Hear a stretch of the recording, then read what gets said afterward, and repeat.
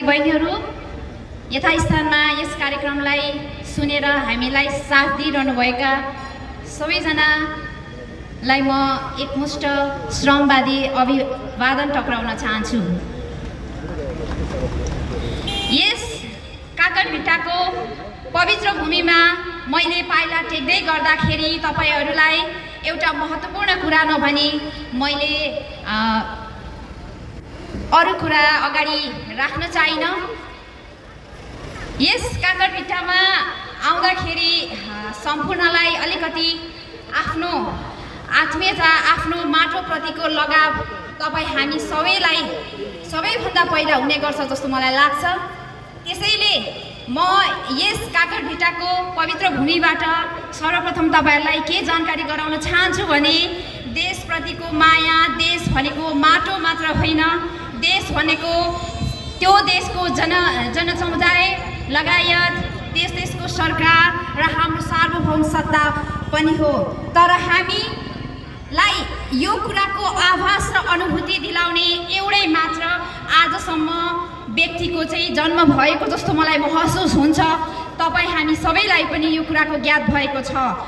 त्यो एउटै मात्र व्यक्ति, आजको एउटै मात्र विकल्प मेयर हर्क साम्पाङज्यू हुनुहुन्छ, जसले नेपालको सार्वभौम सत्ताको लागि र नेपालमा वास्तविक जनताको लागि हक हितको सुरक्षाको लागि अहोरात्र हिजोको दिनदेखि यो भूमिबाट आवाज उठाउनु भइरहेको एउटै मात्र यो माटो सुहाउँदो, हाम्रो देशको परिवेश सुहाउँदो एउटै मात्र नेता हर्क साम्पाङज्यू हुनुहुन्छ जस्तो लाग्छ मलाई। र यो हो भन्दा हामी नेपालीको लागि ठुलो भाग्य र हाम्रो लागि एउटा यो वरदान जस्तो पनि साबित भएको महसुस हुन्छ मलाई।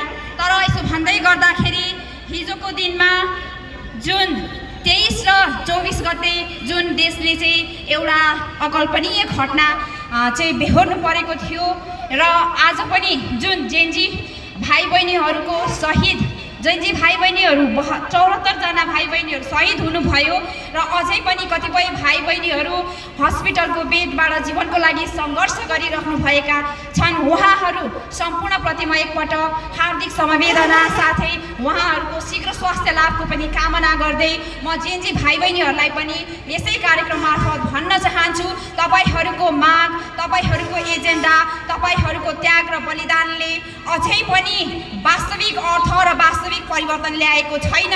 किनभने त्यो वास्तविक परिवर्तन र वास्तविक यसलाई स्थायित्व दिनको लागि एउटै मात्र यो देशको भूमिपुत्र, यो देशको परिवेश माटो सुहाउँदो नेताज्यू हाम्रो मेयर साहब हर्क साम्पाङज्यू मात्र हुनुहुन्छ।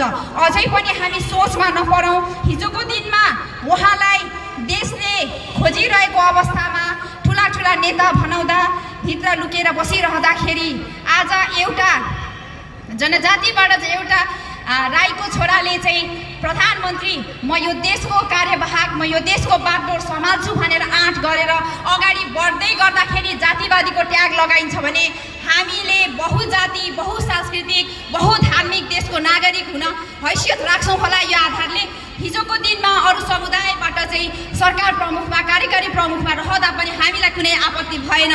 तर आज एउटा राईको छोराले चाहिँ देशलाई चाहिँ रक्षा गर्ने, देशको चाहिँ अखण्डताको निम्ति चाहिँ अगाडि आफ्नो कुनै पनि स्वार्थ नराखी, आफ्नो चाहिँ कुनै पनि व्यक्तिगत स्वार्थ नराखी देशको जनताको हितको लागि अगाडि बढ्दै आउँदा उहाँलाई पदको लोभ लालच गरेर अगाडि आएको भन्ने जुन ट्याग लागेको छ, यसको पनि म यो सभाबाट नै घोर विरोध गर्न चाहन्छु।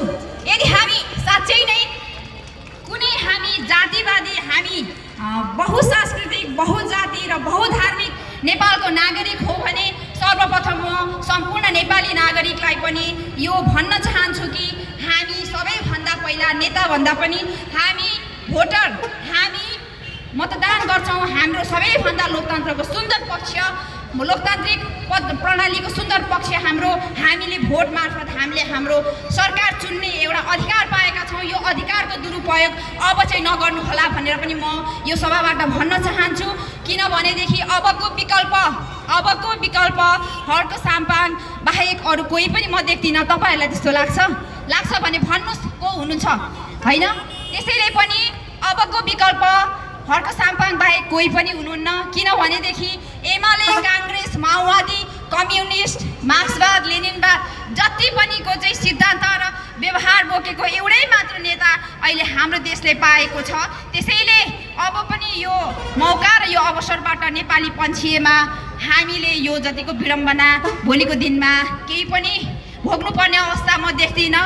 त्यसैले पनि अहिले भर्खरै हामी श्रम संस्कृति पार्टीको हाम्रो मेयर साहबको अध्यक्षतामा श्रम संस्कृति पार्टी निर्माण भएको छ, जसको चुनाव चिन्ह माटो रहेको छ। श्रम संस्कृति पार्टी भन्नु बित्तिकै सक्नुहुन्छ आजसम्म कुनै पनि पार्टी हाम्रो देशको भूगोल, हाम्रो देशको परिवेश सुहाउँदो पार्टी भएन। सबै विदेशीको सिद्धान्त र विदेशीको चाहिँ परिभाषा बोकेका पार्टीहरू भए भने अहिले आएर श्रम संस्कृति पार्टी भन्नु बित्तिकै नेपाली परिवेश र नेपाली भूगोल सुहाउँदो पार्टीको उदय भएको छ। त्यसैले यो नामले पनि धेरै अर्थ बोकेको छ म भन्न चाहन्छु तपाईँहरूलाई। त्यसैले पनि अब आएर यो श्रम संस्कृति पार्टीमा जुट्नुहोला भनेर एकपटक म यो सभा मार्फत पनि तपाईँहरू सबैलाई विनम्रताका साथ आग्रह पनि गर्न चाहन्छु। किनभने श्रम संस्कृति पार्टी नै किन भन्नुहुन्छ भने श्रम बिना हामी मानव जीवनको कुनै आधार छैन। संस्कृति बिना कुनै पनि संस्कार र नैतिक शिक्षाको अर्थ छैन। अनि प्रविधि बिना कहिले पनि हामी अगाडि बढ्न सक्दैनौँ।